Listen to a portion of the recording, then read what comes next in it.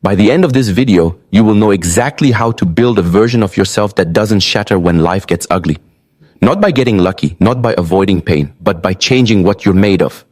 Picture the version of you that gets the phone call nobody wants to get, the diagnosis, the layoff, the betrayal, and doesn't collapse. Not because they didn't feel it, because they built for it in advance. Most people try to get stronger by adding armor. That's the wrong move, and later I'll show you exactly why it backfires sometimes at the worst possible moment. If any part of that hit home, type strong in the comments right now before you forget. Think about your last really bad week. Not a bad day, a bad week. The kind where one thing goes wrong and then everything else seems to line up behind it just to make it worse.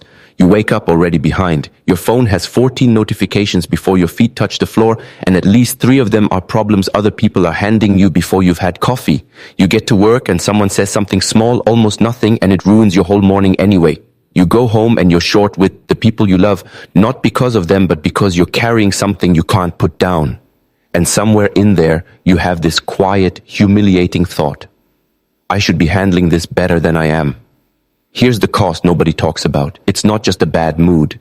It's that every time life catches you off guard, it takes a little bit of your self-respect with it. You start to see yourself as someone things happen to, instead of someone who can meet whatever happens. And that belief compounds. The more you get knocked down by ordinary chaos, a rude email, a delayed flight, a friend who cancels, the more your nervous system starts treating minor inconveniences like emergencies. You're not just tired, you're bracing all the time for a hit you can't predict. Marcus Aurelius, a man who ran an empire while burying children and fighting wars on multiple fronts at once, had a simple realization that most people never actually absorb. He said, in essence, that events themselves are neutral. It's the story you tell about them that wounds you. The traffic jam doesn't hurt you. Your belief that you're entitled to a smooth commute is what hurts you. That's not a cute quote to feel good about. It's a diagnosis. Most of your suffering isn't coming from what's happening to you. It's coming from the gap between what you expected and what you got. So the question isn't, how do I stop bad things from happening? Bad things are guaranteed. The question is, what has to be true about you on the inside so that when they happen, they don't get to define you? That's the core idea of this entire video, and it's simpler than you think, but it will feel uncomfortable at first. Here it is. You don't build strength by protecting yourself from life. You build strength by removing your dependence on life going well. Let's be precise about what that does not mean.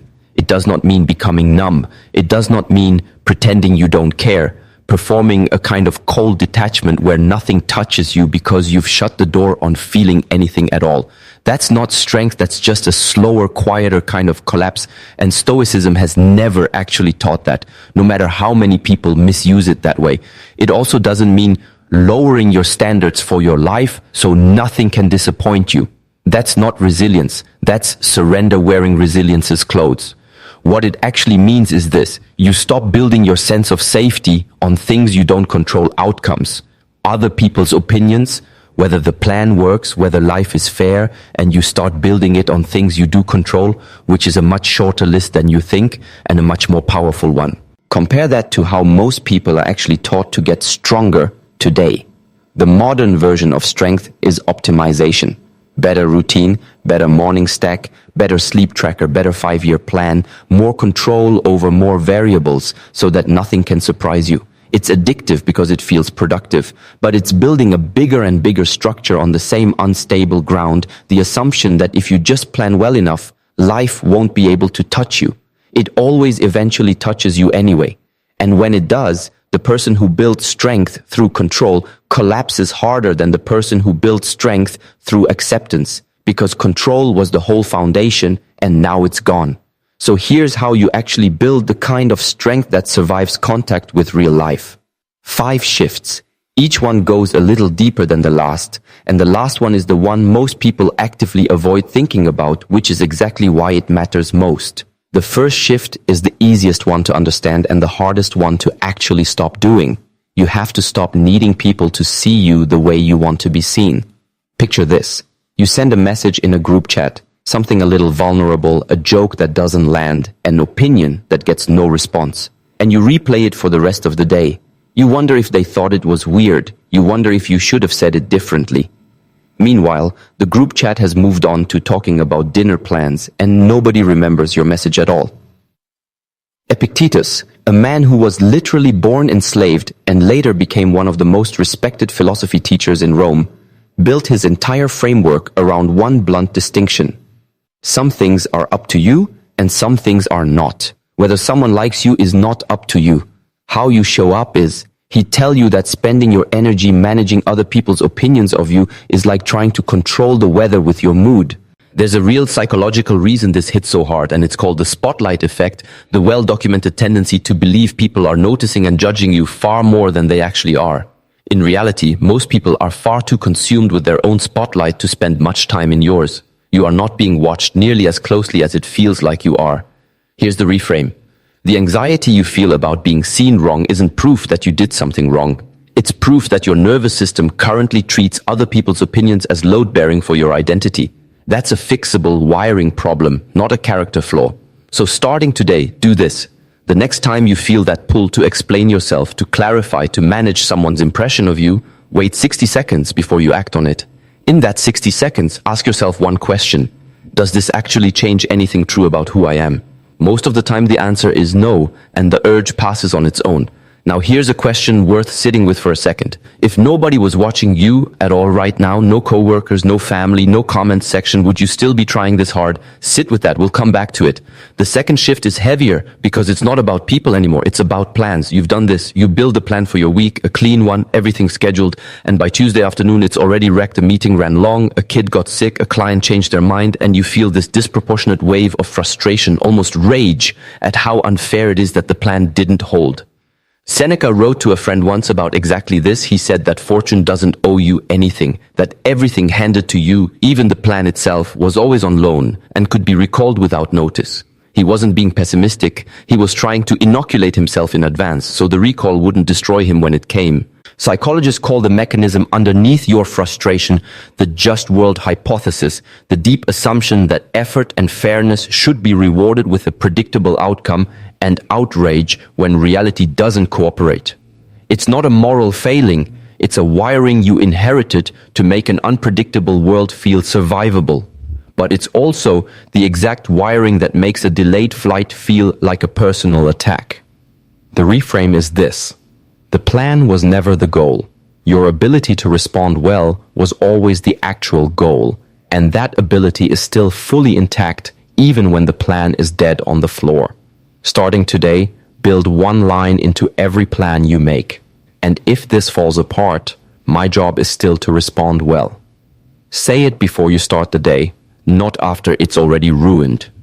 Here's the counterintuitive part most people miss completely, and it's the swerve where this video actually starts to get uncomfortable. You'd think the goal after learning all this is to care less. It's not. It's to care about fewer things, but far more completely. That brings us to the third shift, and this one is where most self-help content quietly stops, because it requires you to walk towards something instead of away from it. You have to stop treating discomfort as the enemy and start treating it as the material you're built from. Think about the version of pain you actively avoid: a hard conversation with a parent, a workout that makes your legs shake, silence in a room with no phone to hide in. Your entire nervous system is built to steer you away from these, and modern life has made avoidance frictionless. Bored for 4 seconds, phone's already in your hand, uncomfortable feeling rising in your chest before a difficult call, reschedule it, there's always a reason. Marcus Aurelius used to remind himself, almost like a daily drill, that the obstacle in front of him wasn't blocking the path, the obstacle was the path. Not a metaphor he found comforting, a discipline he had to repeat because it didn't come naturally to him either. There's a real psychological pattern behind why avoidance feels so good in the moment and costs so much later. It's called negative reinforcement. Avoiding the uncomfortable thing removes the discomfort instantly, which trains your brain to avoid it faster and more automatically next time.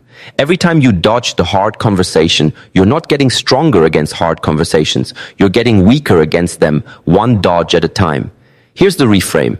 Discomfort you chose on purpose is training.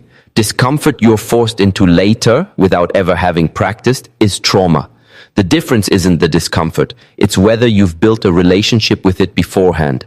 Today, pick one small discomfort you've been avoiding, not the biggest one, a small one, and do it deliberately before the day ends.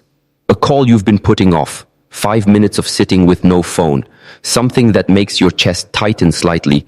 That's the rep. If you've made it this far into this video, you already think differently than most people scrolling past it right now. Most people bail before the part that actually asks something of them.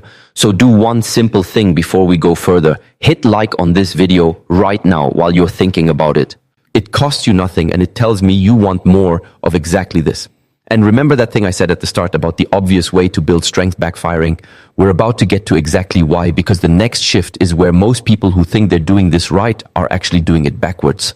The fourth shift is where it gets personal in a different way, because it's not about a plan or a discomfort anymore. It's about who you think you are. Think about the identity you've quietly built your whole self-worth around.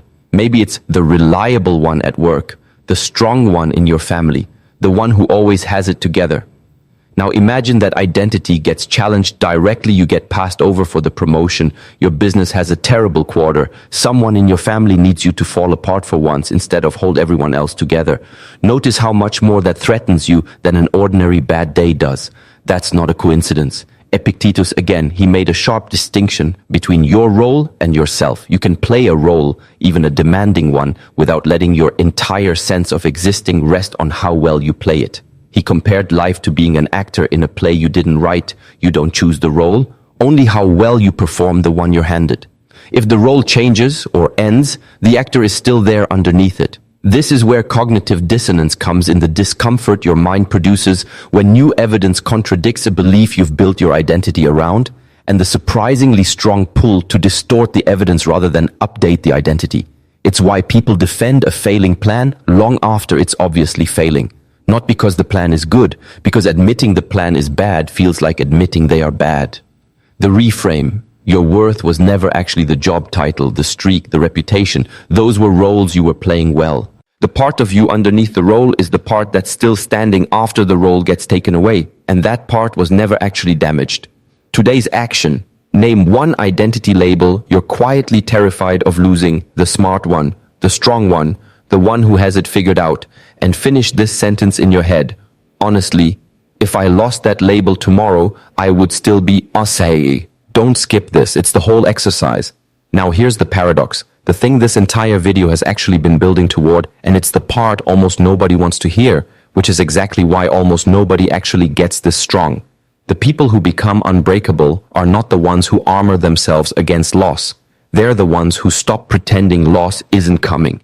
Most people think strength means building a wall high enough that pain can't reach them, protect the job, protect the relationship, protect the plan, protect the identity, and if you defend hard enough, maybe you get to skip the hit altogether. But that's backwards, and it's the exact reason the obvious version of strength collapses the hardest.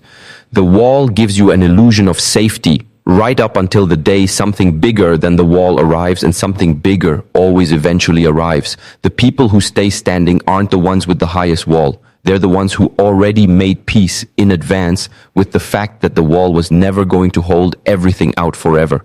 Seneca used to tell himself before he left the house each day to greet whatever might happen as something he'd already accepted the possibility of, not because he expected the worst, but because nothing could then ambush him. That's the fifth shift. And it's the one that actually determines whether all the others hold under real pressure. You have to be willing to love people, chase goals, and build a life fully, while never secretly assuming any of it is guaranteed to stay. Not detachment. The opposite, full engagement, held with open hands instead of a clenched fist. That's not pessimism. That is, paradoxically, the only version of hope that doesn't shatter on contact with reality. This is what it actually looks like once it's built into you. You wake up and the first notification of the day lands, and it doesn't hijack your whole morning anymore. You notice the pull, you choose your response, you move on. You walk into a room where someone clearly disapproves of you, and you feel it, but it doesn't rearrange your whole day the way it used to. Something falls apart at work, a deal, a plan, a project, and there's a beat, just a beat, where the old you would have spiraled, and instead you just start figuring out the next move. You have a hard conversation you used to avoid, and your hands still shake a little beforehand, but you have it anyway, because you've had enough small ones that the big one doesn't own you. Someone you love gets sick or leaves or lets you down in a way that would have wrecked you a year ago, and it still hurts. It's supposed to hurt, but you don't come apart. You bend, and then you're still standing. The world doesn't get quieter. Life doesn't stop throwing things at you. The traffic still happens. The bad news still comes. People still disappoint you. What changes is that none of it gets to decide who you are anymore.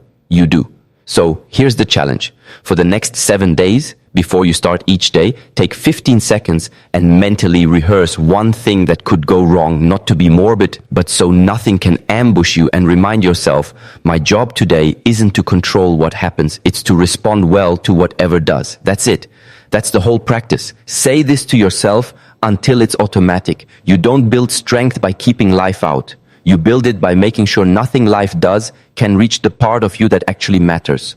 If this landed, tell me which of the 5 shifts hit hardest. Comment the number 1 through 5 right now before you close this tab, because that's how I know which one to go deeper on next. And if you want the next video the moment it's out, subscribe. It's free, and it means you'll be ready before life is. Stay unbroken.